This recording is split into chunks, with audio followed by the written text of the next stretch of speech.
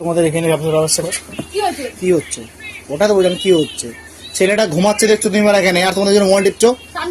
মানে খিস্তি মানে কি? খিস্তি মারছি। ছেলের পাচা করে মোবাইলটা, ছেলে পাচা করে মোবাইল চেপো। তোমার দুটোকে দেখছো তুমি দেখো, ঠিক আছে?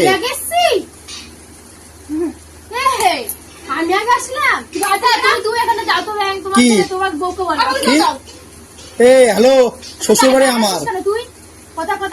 শ্বশুর বাড়ি কি হচ্ছে? না মারামারি করেছ, বাইরে গিয়ে করে যাও, ঠিক আছে? মাকে বিয়ে দিয়ে তো বিয়ে দিয়ে